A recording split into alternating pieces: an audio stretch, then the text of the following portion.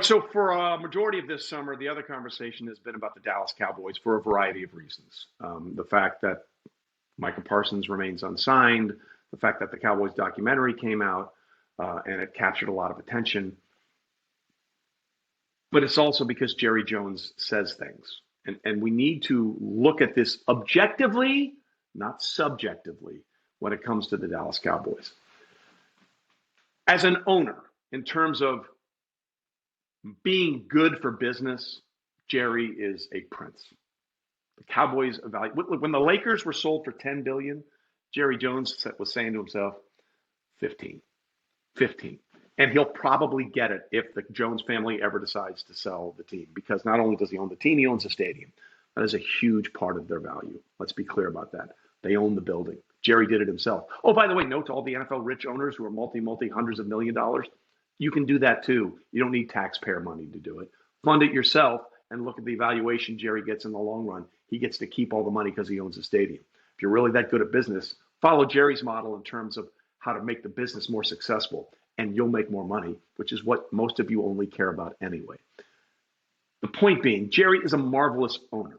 He has found a way to keep the Cowboys relevant. He's found a way to keep the Cowboys flush with cash. He has found a way for them to capture our national attention. I don't care what team you follow. The Cowboys are ratings gold for two reasons. People love them and they love to hate them. And Jerry has exhibited his ability to do that and know that perfectly over his tenure as the Cowboys owner since 1989. There's no denying that Jerry Jones is a fabulous owner. But here's the other thing you can't deny. He might be the worst front office / general manager / player personnel executive the league has ever seen. Okay? Jerry's success came from Jimmy Johnson and Jimmy Johnson's ability to grind players and figure out how to draft players. That's just the truth. Okay? The Cowboys won 3 Super Bowls in the 90s, the first team to win 3 in 4 years. Then free agency picked them apart. I will die on this hill that the 92 Cowboys that beat the Buffalo Bills 52-17 were the deepest team in the history of the NFL. Go look at how many players from that first team eventually got picked off and taken somewhere else. Okay? And then Jerry is a marketing genius. He created the idea of not only do we have league rules where everybody collects this pie, split it up 32 ways among the teams for, the soft drink associated with the NFL, the pizza of the NFL. Jerry, and to Robert Kraft's credit, backed him on this, was able to say, that's fine, but in our stadium, we can do whatever we want. There was a $1 billion lawsuit, a $300 million lawsuit. They eventually settled because Jerry, when the owners realized he's making them all more money. So you get to double dip. You get the league split 32 ways, and then you can market your team any way you want at your stadium and make all kinds of more money for you, the owner, which is, again, what most of you want to do. Fantastic record. Jerry is the worst as a general manager, the absolute worst. It's not a debate, okay? Here are the numbers.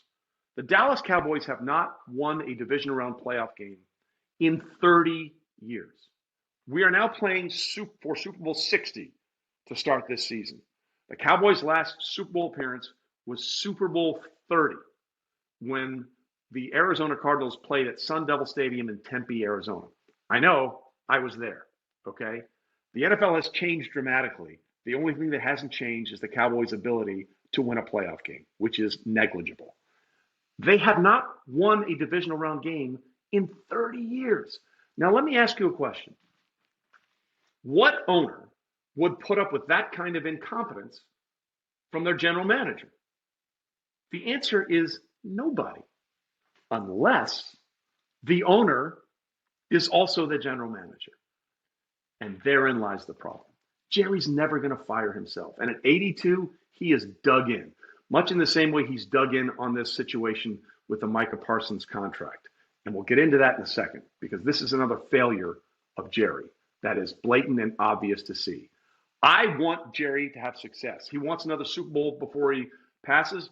I hope he gets it, but he's never going to get it if he's the general manager. No other general manager would still have a job after 3 decades of not winning a divisional game. And in the documentary, which might have well been titled America's Team, but really it's Jerry, Let Me Say More. That's the real title of that documentary. There was a clip at one point where he said, don't think I'm not capable of getting out of my comfort zone. Jerry, get out of your comfort zone. Fire yourself. It's the only way the team is going to get better. Let somebody else come in and do the job.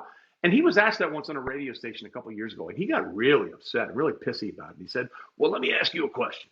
If I bring in a general manager and he has this idea for a trade or a player they want to sign, who do you think is going to have to sign off on that? That's me.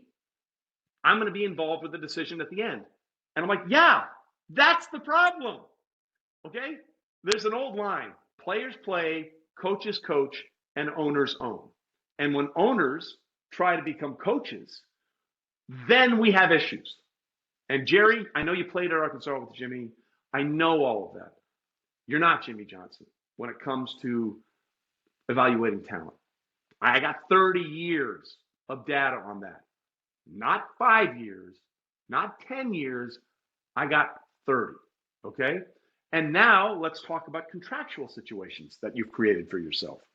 The reason you had to pay Dak Prescott so much money is because you had to sign Ezekiel Elliott to a contract first.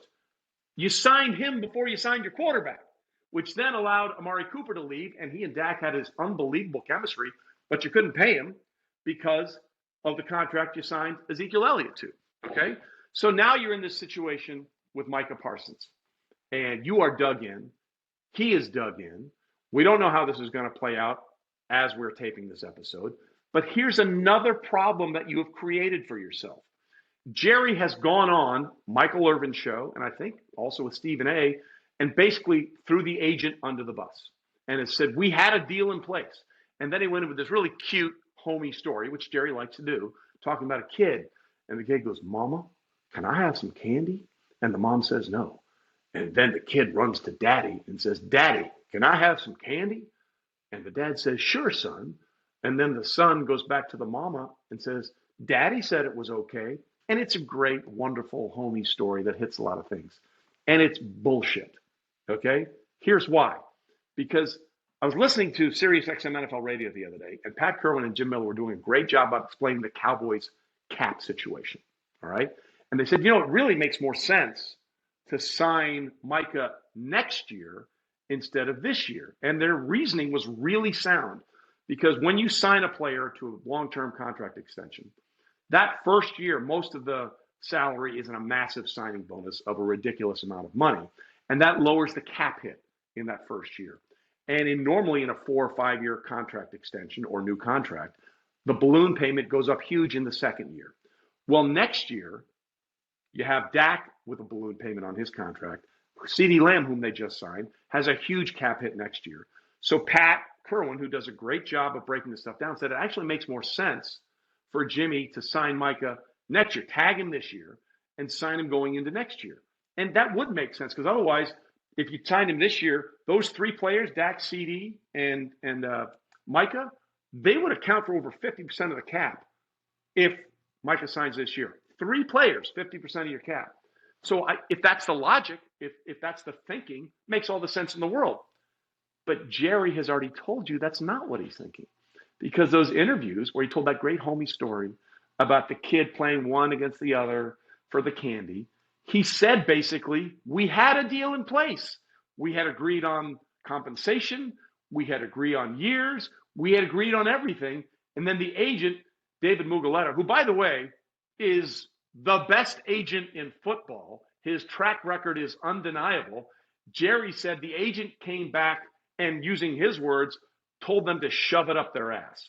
Well, I guarantee you, David Mugoletta did not say that. He might have said, hey, I want to talk about this or talk about something. And then Jerry went on to another homespun story about, when I make a deal, I want to look the player in the eye and shake hands and make a deal with that player. And Micah won't talk to me. Yeah, because he has an agent.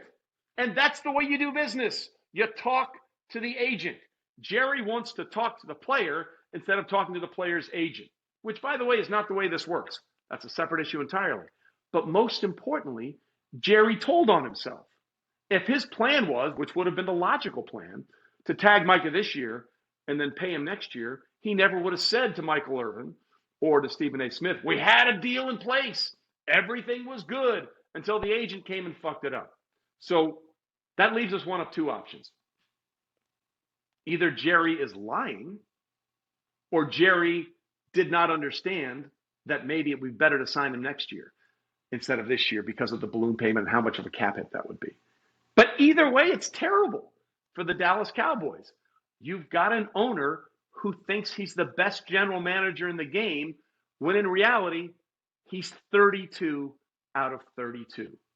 He can't get these things done in a timely fashion. He can't get them done in a way that benefits the team, and he can't get them done in a way that fits into the structure under the salary cap. And I want to be clear as I can about this.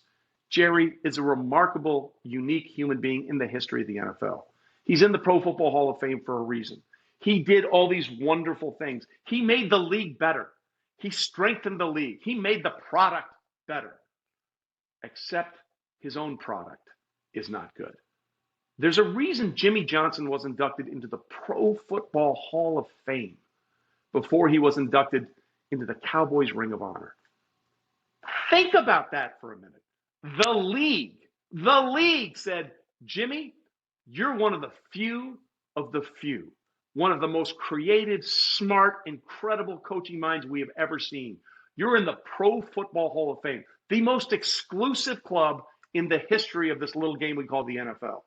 He got there before Jerry Jones decided to honor him for building the team that won back-to-back Super Bowls under Jimmy, and really was the reason Barry Switzer was able to hang on with Jimmy's players and win a third Super Bowl in 4 years.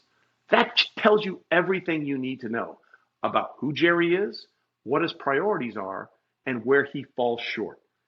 He has made a fortune for himself. He has made a fortune for his family. He has made the NFL so much more money than arguably any other owner in the history of the NFL, but his product is terrible. Jerry, in that documentary, you talked about, you hit that gusher, and you knew when you hit that gusher, you had the money to buy your dream, the Dallas Cowboys. As a general manager, you've been sucking on a dry well for 30 years. How much longer as an oil man would you believe there's oil in that well, where for 30 years, you've got nothing but dust coming out of it? It is time for you to take a step back. You never will, but it's been that time for a long time. The team will never be better until you do. And that is straight facts, homie. Hey, this is really exciting for us. My thanks to my friend Mark Schlereth for joining us on our inaugural venture. We're going to be here doing this all season long. We got a million other things planned. Make sure you like and subscribe and tell your friends about it, because we are the no bullshit people here. We're going to tell you the truth based on information and facts, not on feelings or opinions. It is what we do, and we can't wait to share this journey with you. Thanks for being here.